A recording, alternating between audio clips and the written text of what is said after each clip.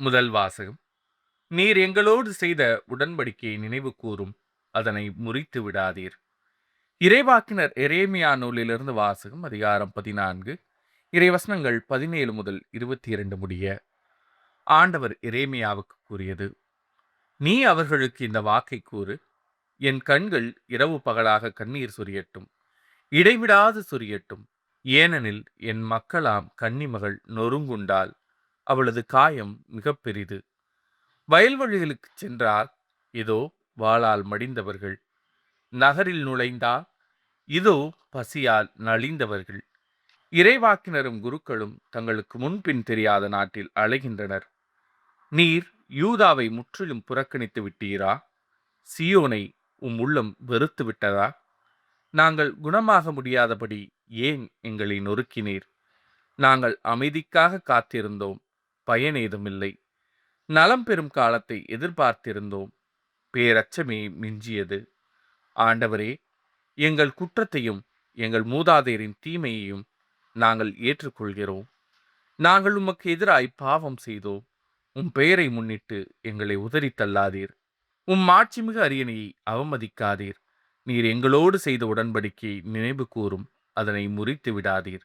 வேற்றினத்தாரின் தெய்வச் சிலைகளுள் மழை தர வல்லது எதுவும் உண்டா? வானங்கள் தாமாக மழை பொழிய முடியுமா? எங்கள் இறைவனாகிய ஆண்டவரே, நீரல்லவா அதை செய்யக்கூடியவர். நாங்கள் உம்மையே எதிர்நோக்கியுள்ளோம், ஏனெனில் இவற்றையெல்லாம் செய்பவர் நீரே. இது ஆண்டவரின் அருள்வாக்கு. இறைவா, உமக்கு நன்றி. பதிலுரை பாடல். ஆண்டவரே, எங்கள் பாவங்களை மன்னித்தருளும். எம் மூதாதையரின் குற்றங்களை எம்மீது சுமத்தாதேயும். இரக்கம் எமக்கு விரைவில் கிடைப்பதாக. நாங்கள் மிகவும் தாழ்த்தப்பட்டிருக்கின்றோம். ஆண்டவரே, எங்கள் பாவங்களை மன்னித்தருளும்.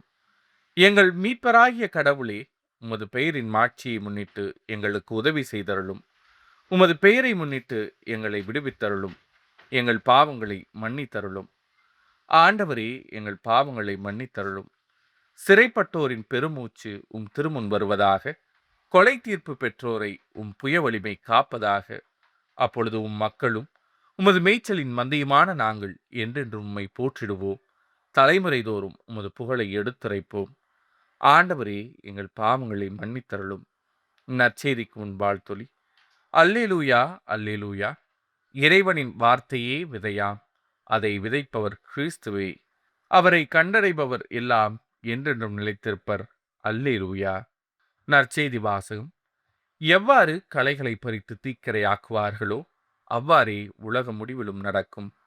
மத்தேயு எழுதிய தூய நற்செய்தியிலிருந்து வாசகம். அதிகாரம் 13, இறைவசனங்கள் 36 முதல் 43 முடிய.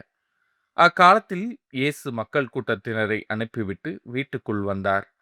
அப்போது அவருடைய சீடர்கள் அவர் அருகே வந்து, வயலில் தோன்றிய களைகள் பற்றிய உவமையை எங்களுக்கு விளக்கி கூறும் என்றனர். அதற்கு அவர் பின்வருமாறு கூறினார்: நல்ல விதைகளை விதைப்பவர் மானிடமகன். வயல் இவ்வுலகம். நல்ல விதைகள் கடவுளின் ஆட்சிக்குட்பட்ட மக்கள். களைகள் தீயோனைச் சேர்ந்தவர்கள். அவற்றை விதைக்கும் பகைவன் அழகை. அறுவடை உலகின் முடிவு. அறுவடை செய்வோர் வானதூதர். எவ்வாறு களைகளை பறித்து தீக்கிரையாக்குவார்களோ அவ்வாறே உலக முடிவிலும் நடக்கும். மானிடமகன் தம் வானதூதரை அனுப்புவார்.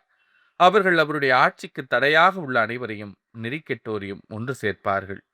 பின் அவர்களை தீச்சூளையில் தள்ளுவார்கள். அங்கே அழுகையும் அங்கலாய்ப்பும் இருக்கும். அப்போது நேர்மையாளர் தம் தந்தையின் ஆட்சியில் கதிரவனைப் போல் ஒளி வீசுவர். கேட்கச் செவியுள்ளோர் கேட்கட்டும். இது ஆண்டவரின் அருள்வாக்கு. கிறிஸ்துவே, உமக்கு புகழ்.